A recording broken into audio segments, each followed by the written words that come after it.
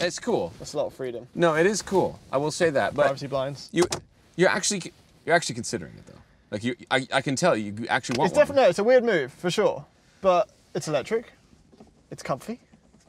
You're gonna give up an Audi S4 for this. This rides better. That's true. And it's almost as quick. What about the crew, the boys, right? The Audi crew. The you Audi know? bunch? Yeah. What about them? They're not like the BMW bunch. They're much more understanding. Like they'll get that this is. It still looks good, first of all. The Audi S4 isn't going anywhere. Like someone else will buy it. Someone else will benefit from it. James. What's up? There's a thing. It's a thing. Yeah. You got a bogey? I get it.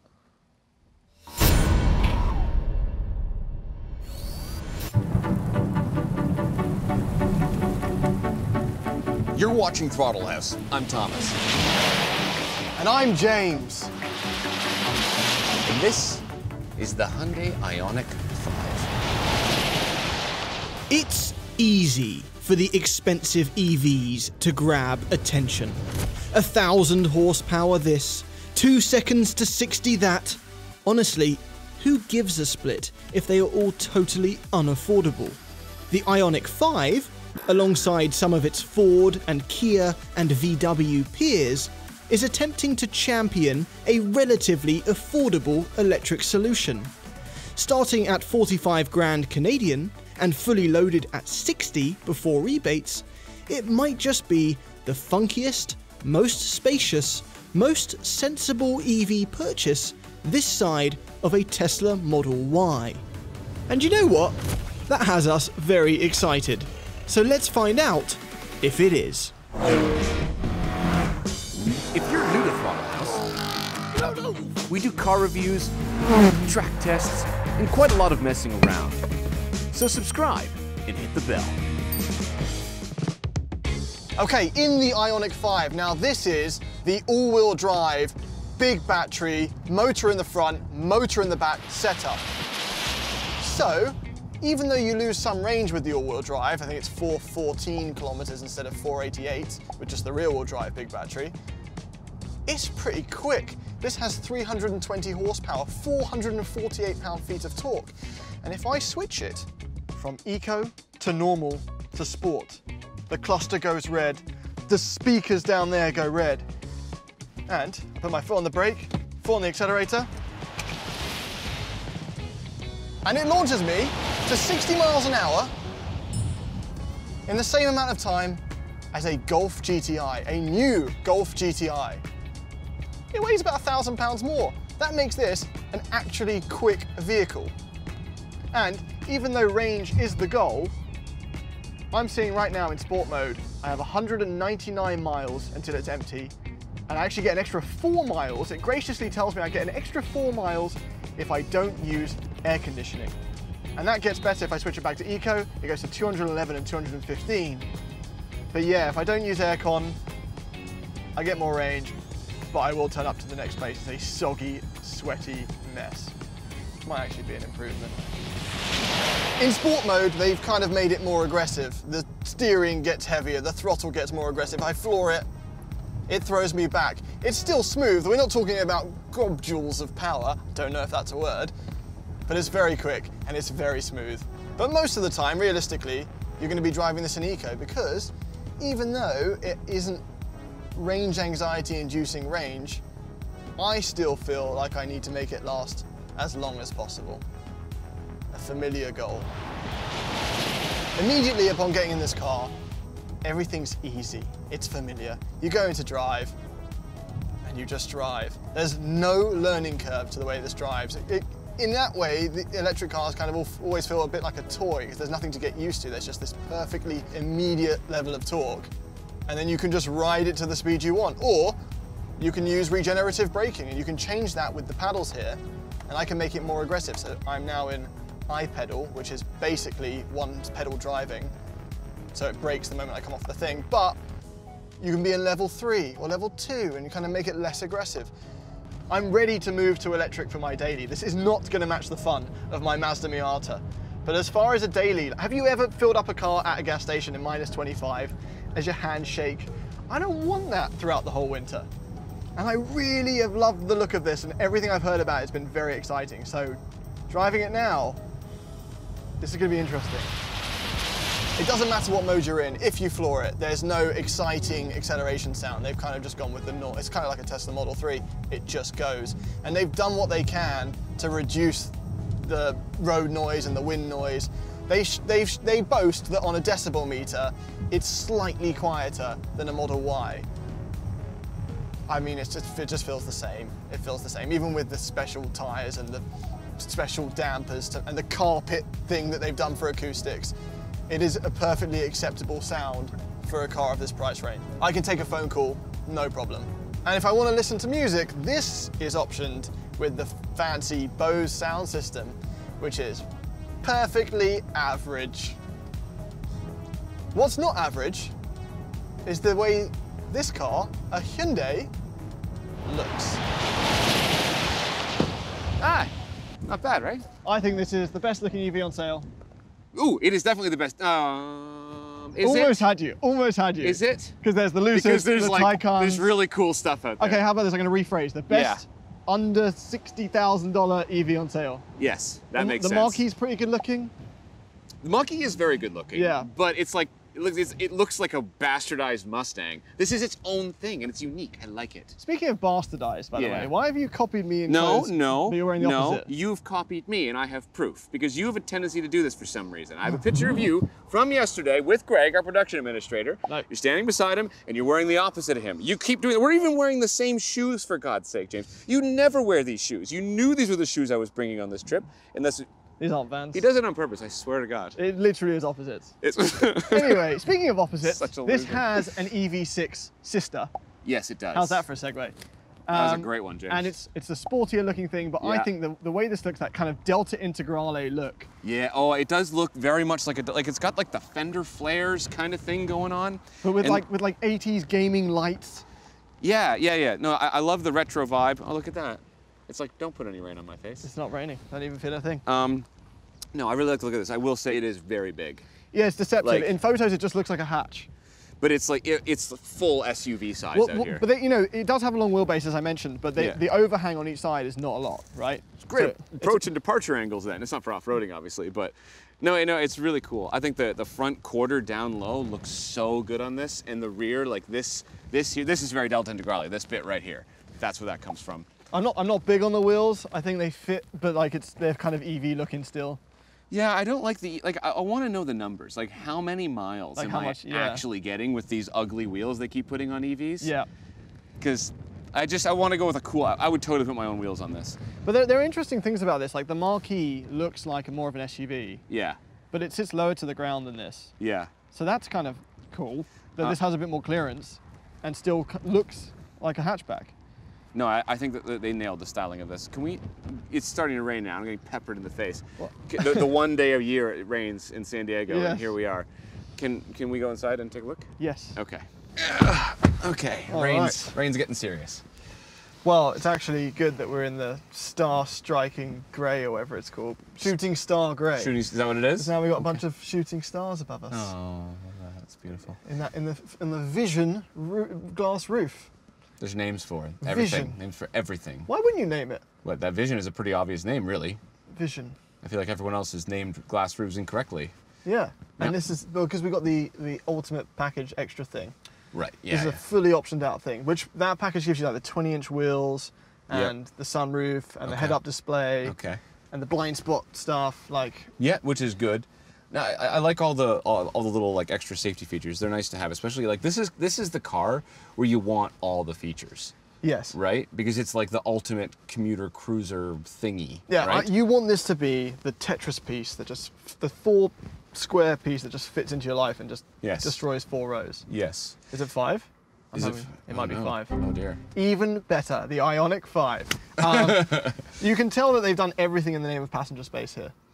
Yeah, absolutely. Like this is, I love this. This space here and this center console slides back and forth. Yeah, you can slide it back and go into a full like gangster position. Yeah, this reclines. Well, it's so that when you're charging. Well, I get to revisit my old life, you know. Oh yeah, when you lived on the Yeah, streets. yes, Yeah. yeah. Yeah, he was born in a really, really, really rough neighborhood. Near the street, in a house. Yeah. Yeah. There's a little under leg padding down here, so when you're charging, you can just like chill out. I kind of like that idea. I like that they've gone like, okay, it's an EV. Charging times still aren't amazing, so why not give you a place that is comfortable to sit? Well, with a fast charger, I think this does like 10 to 80 in 20 minutes or 18 minutes. If you can find one of those, if it's not already being used. True. Because it's not a Tesla and there isn't a supercharger. But yeah, this seat goes full relax. And they actually use some really funny marketing pictures of like all different people using it to relax. We'll throw a few of them up there. They're like, oh, okay, you did that? You posted that? Okay. The steering wheel's cool, 2-spoke. I like the look of this 2-spoke because it doesn't look like a like the Genesis, whatever they are, they're like very much owning the 2-spoke because it's like this weird shape. But this is a normal kind of airbag. It has a drive mode button that looks like you should be able to spin it. Yeah, and you can't. It's just a button. It's weird. I was trying to figure out why it wasn't working. Yeah. Speaking of like buttons and stuff, this is how you select the gears, and I actually really like this. Yeah, I don't mind it. I find this very useful because you just kind of, your hands are on the wheel, you reach down, you flick it one way or the other, push for park. It makes perfect sense. What doesn't make sense is why they've given us this lovely climate control, lots of buttons, but the second most used button on a climate control. Yeah, in this spec we have heated and ventilated front seats and heated rear seats. And if I want to get to them, I have to go to the menu, so out of my Apple CarPlay or whatever, into warmer ventilation, and then click this. I'm glad it has it, but that should be easier to access. It should and be the heated easy. steering wheel as well. Oh, I can hear it. Yours was on. I know, I turned it You were off. being ventilated. It was lovely. I think a big thing for people is, you know, getting into this car is it a Tesla Model Y fighter as far as like the interior? Because the Model Y has gone for that minimalist look. Yeah. And this is definitely more car-like. Yeah, this is well, I like that this has got an actual gauge cluster. Even if I don't really love the design of it, it's still got all the information right in front of me when I'm driving, which makes more sense. But yeah, I like this interior better than the Model Y. Yes, personally. and I think the fit and finish has increased. I mean, there's fun styling elements. Yep. It feels really well built. Like, it still feels Hyundai.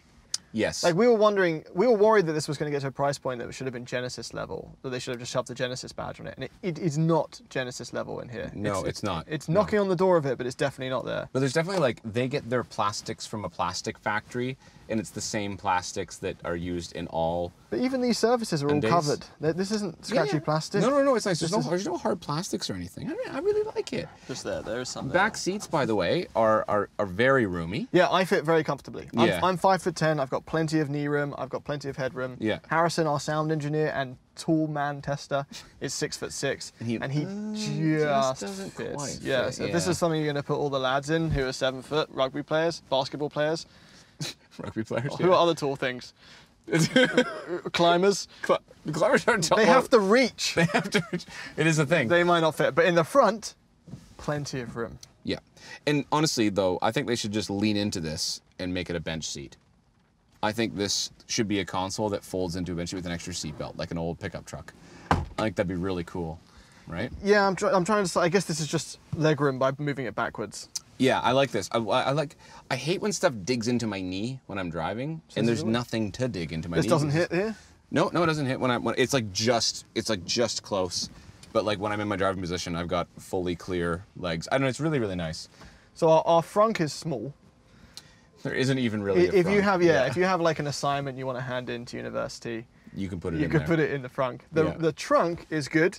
Plenty of room. We've got a couple of suitcases in there. It is, but it's not, as an EV, it's not one of those where they packaged it like unbelievably well. Yeah, this is a passenger prioritized car. Yes, passenger first. It's got an absolutely normal amount of storage. Seats are comfortable. Yep. Yeah, they're fine. Seats are good. I think in all things ergonomics and looks, this is probably the best that we've tried in the price range. I would say so. Can I go take it for a little rip on a back road? I kind of want to see what happens when you drive it a little bit harder. Okay. Okay, heading out onto a back road. I'm gonna click it into sport mode here. It really does feel like you're supposed to spin this, but you click it. All right, sharpens everything up, shortens the throttle a little bit, tightens the car up, right? Now, initial assessment of this car is it is not a sport. You see it, and you want it to be a sporty little EV hatchback. It's not, it's big. And the seating position here makes me feel like I'm in a crossover, which is, it's almost a bit of a bummer. I get it, there's tons of space, it's very utilitarian, but At the same time, it just looks so damn cool from the outside. I want it to be a little EV hatchback, but it's not that. This is driving right now like a really good SUV. There's no escaping the fact that while it does indeed look small, it still drives fairly big. And there's a reason for that. It is big. You know the Hyundai Palisade, their big 3-row SUV? The wheelbase of this is 100 millimeters longer, but that has some good things because stability improves. That increased distance between the axles means that when these front wheels go over a bump, it gives the suspension more time to settle before it hits the rear wheels. So less happens to the car overall. And honestly, first and foremost, in a car that you're just going to live with every day, since we've now established this is not a sports car or a hot hatch, is the ride. The ride needs to be good, or you just hate yourself. And the ride is good. Now that doesn't help with side-to-side motions, that's more to do with track. But speaking of side-to-side motions, there kind of aren't any. This has multi-link suspension in the rear, McPherson strut suspension in the front, kind of, you know, go-to stuff, right? But it's tuned very well. This is a heavy car, and it doesn't feel like it's fighting itself in the corners. I'm not dealing with that. This is what I hate about EVs, is that when you brake and turn into a corner, you deal with this huge pitch of mass to that outside front tire. Like when I dive in here to a right-hander, the weight feels like it's settled back with me. It doesn't feel like it's trying to torture that front outside tire. That's what a Model 3 does. This feels much more controlled. This feels actually closer to a Mach-E than a Model 3. And the Mach-E handles very well. I don't think this is quite on the same level as the Mach-E in terms of handling, but the steering at least is real steering. It's not steer-by-wire.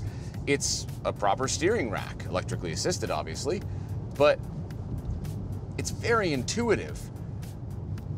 Kind of light in sport mode. I wouldn't mind a bit more weight, but the way that the amount of turning builds as you turn the wheel matches with what my brain is expecting. The steering ratio is very predictable.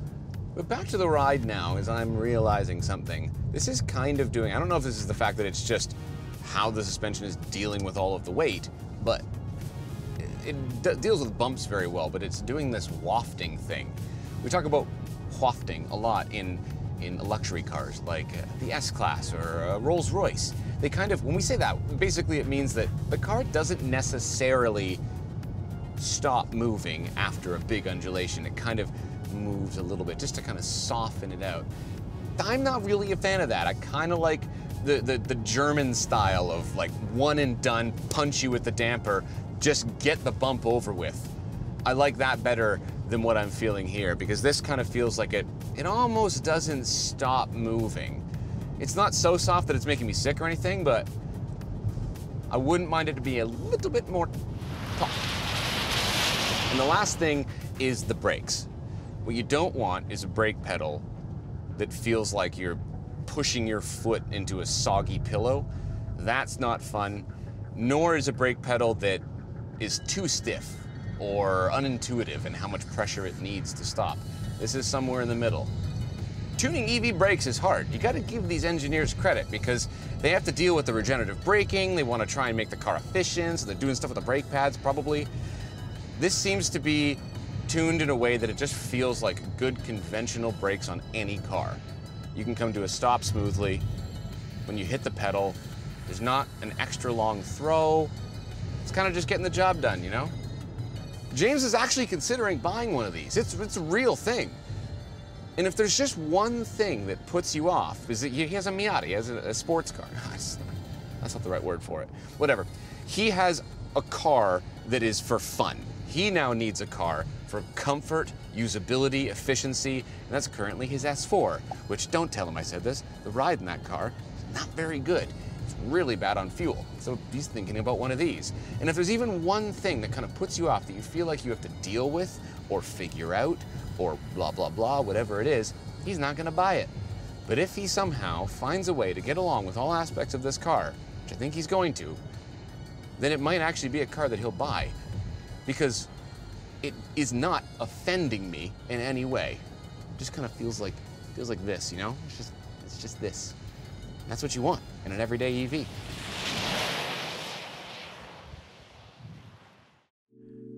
A Mustang Mach-E is more nimble, a Tesla Model Y has the supercharger network at its disposal, and the upcoming Kia EV6 looks to be a little bit sleeker. But the IONIQ 5, with its retro looks, comfy ride, and spacious cabin, kinda has its own flavor going on. It's cool. This, along with newcomers like the Mach-E, suggests that the future for everyday affordable EVs is pretty bright, even if they're not all that affordable yet. For our own science, though, we do need to find out if owning one is idiot-proof, because mass adoption of EVs will only occur when the most feather-brained of our society can manage living with one. And to test that, enter James. Yeah. Wait, what? 2022 is going to be an interesting one. Thanks for watching.